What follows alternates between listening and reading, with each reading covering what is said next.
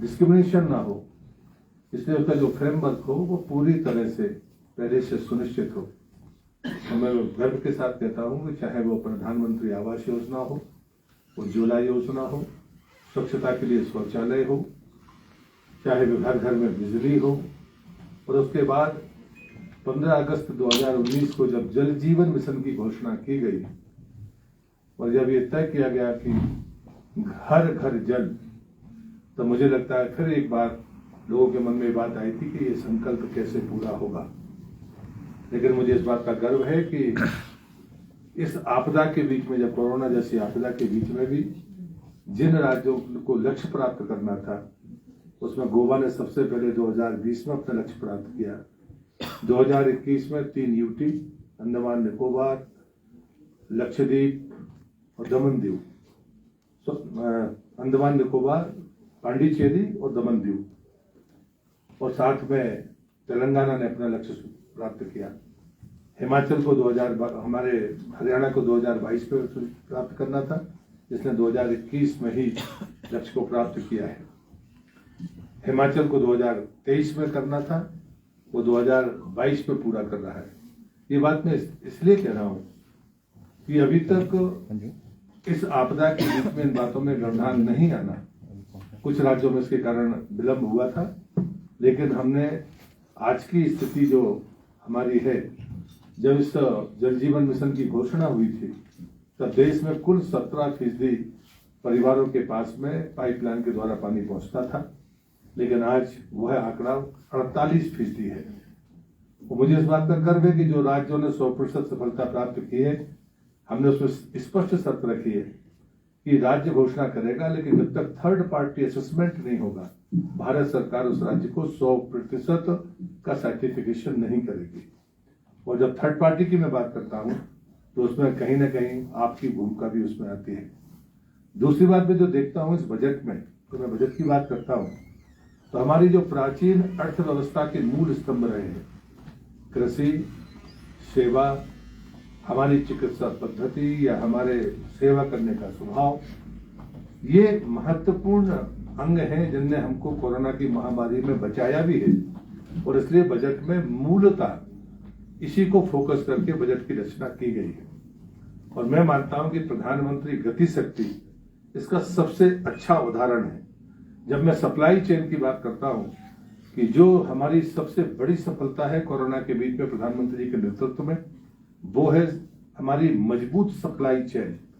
और अगर जब मैं ये बात कहता हूं तो चाहे वो ऑक्सीजन की सप्लाई का मामला हो, चाहे हम सामग्री सप्लाई करने के लिए हमने रेल, हवाई जहाज, सड़क, बल्कि कुछ जगह पर हमने सेना का भी उपयोग किया है, तो ऐसे अनेक उदाहरण हमको मिल जाएंगे कि इस देश में अगर सप्लाई चेन को मजबूत ना किया होता तो शायद ये परिस्थिति ना बनती। और इसलिए इस पूरे बजट में कुछ आंकड़े मैं आपके सामने रखता हूं सप्लाई चेन को लेकर, जिसको मैं पीएम गति शक्ति भी कहता हूं। सड़क 25,000 किलोमीटर नई सड़क के निर्माण की बात इस बजट में की गई।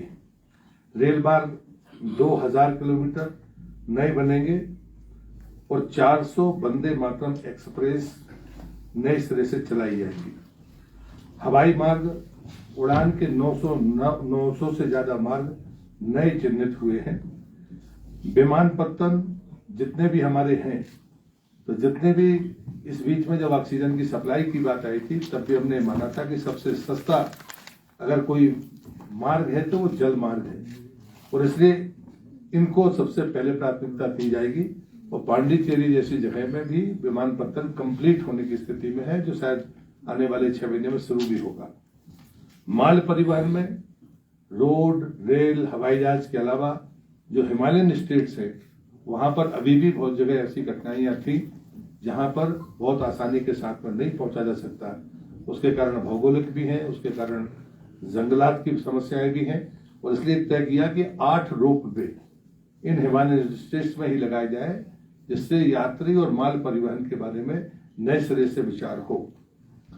जलमार्ग की बात मैं कर चुका हूं। लॉजिस्टिक की बात है तो 100 कार्गो टर्मिनल की बात है। मेरा दूसरा विभाग एफपीआई का है, और इसलिए मैं कह सकता हूं कि जहां तक सवाल हिमाचल जैसे राज्य में है, मैं परसों ऊना जाने वाला हूं, जहां एकमात्र हिमाचल प्रदेश का मेगा फूड पार्क है। देश में 40 मेगा फूड पार्क का काम शुरू हुआ था 2012 में, लेकिन उसके बाद में जो वो मॉडल था वो पूरा नहीं हुआ। 2014 के बाद में उसमें गति आई है। लेकिन जो फूड पार्क ऊना में है वो कंप्लीशन में है, ऑपरेशनल है, लेकिन हम उसको कंप्लीट नहीं मानते क्योंकि 6 यूनिट अभी उसमें पूरा होने के लिए बाकी है। मैं बड़ी जिम्मेदारी के साथ में कहूंगा कि ये जो एफपीआई का बजट है वो 137% बढ़ा है इस बजट में, पिछले बजट की तुलना में। और उसमें एक पीआईएल स्कीम है जिसमें 1100 करोड़ खाली एक स्कीम के लिए दिया गया है। जल जीवन मिशन के लिए 60,000 करोड़ रुपया, यानी एक स्कीम के लिए सर्वाधिक धनराशि जल जीवन मिशन को है। और मैं इस बात को और स्पष्ट करना चाहता हूं कि ये ग्रांट नहीं है। देश के किसी भी राज्य को जिसको जरूरत है वो जितना पैसा चाहे उतना पैसा इससे ड्रा कर सकता है। इसमें कोई लिमिट नहीं है कि कोई राज्य इतने 1000 करोड़ ही निकाल पाएगा। और इसलिए आपको भी ध्यान में आ रहा होगा कि किसी राज्य ने ये नहीं कहा कि केंद्र हमारा पैसा नहीं दे रहा है, क्योंकि ये तय है कि जो वास्तव में जल राज्य का विषय है। लेकिन भारत सरकार ने जब तय किया तो उसके 3 तरीके हैं। राज्य में 50-50 है, कुछ राज्यों में 90-10 है, और जो पूर्णतः यूटी की श्रेणी में आती है वो 100% भी है। तो ऐसे 3 चरणों में ये जल प्रदाय योजना के लिए दिया जल जीवन मिशन का पैसा दिया जाना है।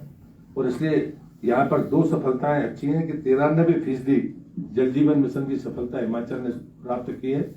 17 लाख से कुछ ज्यादा परिवार हाउस होल्ड यहाँ पर हैं, जिसमें 16 लाख को दिया गया है। 1,60,000 के आसपास परिवारों को भी जल प्रदान करना अभी शेष है। यहाँ पर जो जिस बात का मैं उल्लेख करूंगा कि एफपीआई में किसान संपदा योजना जो सबसे महत्वपूर्ण योजना है, इसमें यूनिट स्कीम भी आती है, फॉरवर्ड और बैकवर्ड लिंकेज भी आता है, कनेक्टिविटी आती है, उसका भी फिर से शुरुआत हुई है। कोई भी जैसे पर्वतीय राज्य हैं वहां पर अगर यूनिट स्कीम का लाभ लेना चाहेंगे या जो चीज वो पैदा करते हैं उसके परिवहन के बीच में अगर कोई गतिविधियां आती हैं तो उस पर भी उस पर काम हो सकता है। पीएमएफई दूसरी हमारी स्कीम है जिसके तहत यहाँ पर 147 व्यक्तिगत आवेदन आए थे, इसमें 102 को स्वीकार किया गया है और जो ग्रांट है उनको कैपिटल सब्सिडी है उनको आवंटित हो गई है। प्रधानमंत्री किसान संपदा योजना की जो मैंने आपसे बात की थी 268 करोड़ रुपया 40 परियोजनाओं के लिए हिमाचल में स्वीकृत हुआ है। मुझे लगता है कि अन्य किसी योजनाओं के बारे में बहुत विस्तार से कहने की मुझे लगता है जरूरत नहीं है, लेकिन मेरे विभाग, मेरे पास जो जनशक्ति है और एफपीआई है वो बात मैंने आपसे कही है।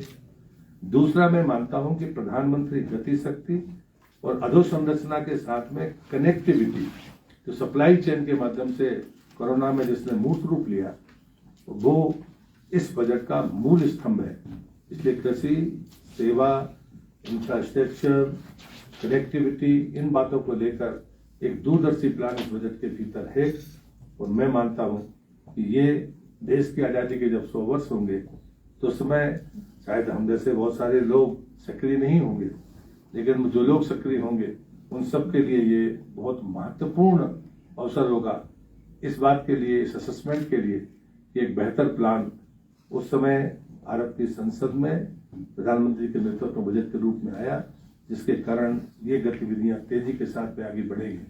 और मैं पूरी जिम्मेदारी के साथ में कहूंगा कि एफपीआई जैसा बात, भारत का खान पान दुनिया में पसंद भी किया जाता है और दुनिया में उसकी मांग भी बहुत है, लेकिन 2 चुनौतियां हमारे सामने थी, मार्केटिंग की और ब्रांडिंग की, और तीसरी थी क्वालिटी पैरामीटर्स की। अभी मुझे इस बात का गर्व है कि जो हमने मैपिंग की है कि जो भी फूड की हमारी टेस्टिंग लैब्स हैं वो हर डिस्ट्रिक्ट में हो या क्लस्टर्स के इतने पास में हो कि 1 घंटे से ज्यादा की दूरी नहीं होनी चाहिए। मेगा फूड पार्क में तो कंपलसरी उसी प्रेमिसेस में है, लेकिन चूंकि पहले इंडस्ट्री पहले से एस्टेब्लिश है, 1 डिस्ट्रिक्ट 1 प्रोडक्ट के आधार पर जितनी भी उसकी मांगे हो सकती है या टेस्टिंग के जितने तरीके हो सकते हैं वो उस पर्टिकुलर लैब में होने चाहिए। अन्यथा टेस्टिंग के लिए 100 पैरामीटर्स उसके पास में है और जो उसको जरूरत है वो उसमें नहीं है। तो मैपिंग का एक बड़ा हिस्सा ये भी है। और इसी प्रकार से जल की गुणवत्ता के लिए भी हर गांव में 5 महिलाओं को ट्रेनिंग का कंपल्सन है, साथ में ताकि वो अपने 1 सप्ताह में अपने गांव के पानी को टेस्ट करें। सैंपल में अगर उनको डाउट लगता है तो वो अपने डिस्ट्रिक्ट लैब को सैंपल पहुंचाए ताकि उसका तत्काल कोई रास्ता निकाला जा सके। लेकिन बाहर से कोई नहीं करेगा, गांव के लोग ही तय करें कि हमारा पानी हमारे लिए पीने लायक है या नहीं है। और मुझे गर्व है कि हरियाणा जैसे राज्यों ने ब्लॉक के स्तर पर भी NABL एकेडमिक लैब बनाई हुई है, नहीं तो प्राय सभी जिलों में पानी के परीक्षण के लिए लैब मौजूद है। मुझे लगता है इस अवसर पर मुझे इतना ही कहना है, अगर आप कुछ पूछेंगे तो मैं जरूर बात करूंगा। राजेंद्र शर्मा, AGV भारत से। क्वांटिटी ऑफ वाटर पहाड़ी राज्यों में अगर हिमालयी राज्यों की बात करें तो नेचुरल रिसोर्सेज पर यहाँ पर ज़्यादा पीने के पानी के लिए भी डिपेंडेंट है। जल शक्ति मिशन के तहत क्या क्वांटिटी ऑफ वाटर के ऊपर भी ध्यान दिया जा रहा है, क्योंकि गर्मियों के महीनों में सारे जो नेचुरल रिसोर्सेज हैं वो सूख जाते हैं मैक्सिमम। मुझे लगता है कि जितने भी हमारी ग्रुप ड्रिंकिंग वाटर स्कीम्स हैं, वो मल्टी विलेज स्कीम्स है, वो सारी ओपन ग्राउंड वाटर से ही है, या तो बांध होगा या तालाब होगा या उसमें प्रावधान है।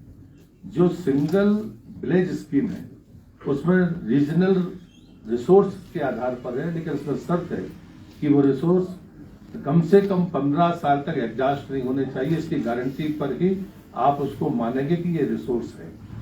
तो इसलिए कुछ जगह पर है जहां पर अलार्मिंग पोजीशन है, लेकिन उनको कहीं ना कहीं मल्टी विलेज स्कीम के साथ में कनेक्ट किया गया है। जोर पूरा है कि हम किसी बांध या तालाब से या जो अभी हैं या नए बनाकर ही हम उस सोर्स को कंप्लीट करें। हम मानते हैं कि वो चुनौती बड़ी चुनौती है। और दूसरा फूड प्रोसेसिंग भी आपके पास है। हिमाचल प्रदेश एप्पल स्टेट भी कहा जाता है। इसके अलावा जो लोअर बेल्ट है वहाँ पर भी अब जो फल हैं उनकी पैदावार के ऊपर ध्यान दिया जा रहा है। क्या केंद्र सरकार की तरफ से बड़े फूड प्रोसेसिंग यूनिट लगाने की तरफ भी ध्यान है, अगर इस पर अलग अलग फलों की बात करें? मैं स्पेशली इसलिए धन्यवाद दूंगा कि अक्सर ये दिमाग में रहता है कि सरकार लगाएगी। FPI का बिल्कुल सीधा सा मतलब उसका मार्गदर्शी सिद्धांत है, किसान भी लगा सकता है, हम व्यापारी को भी पैसा देते हैं, हम उद्योगपति को भी देते हैं, समूहों में समूह को भी देते हैं, सोसाइटी को भी देते हैं, FPO को भी देते हैं, यानी जो हमारी सोसाइटी रहती है। बीच में बल्कि एक प्रॉब्लम आई थी कि जो समूह हमारे पहले से रजिस्टर है, तो उनको अगर एक बार सीट मनी मिल गई है तो वो फूड प्रोसेसिंग में कैसे डाइवर्ट होंगे, क्योंकि समूह को कोई जो पहले समूह काम कर रहे थे वो फूड प्रोसेसिंग में अगर नहीं है तो उनको सब्सिडी नहीं है। लेकिन FPI में अगर वो फूड प्रोसेसिंग में समूह काम कर रहा है तो उसको 35% की सब्सिडी लोन पर भी है, और उसको जो सीड मनी है वो 30 की जगह पर इसमें शायद 35,000 है। तो मैंने कहा सीड मनी अगर 30,000 किसी को मिली उसको छोड़ दीजिए, अगर वो अपने आप को डाइवर्ट करना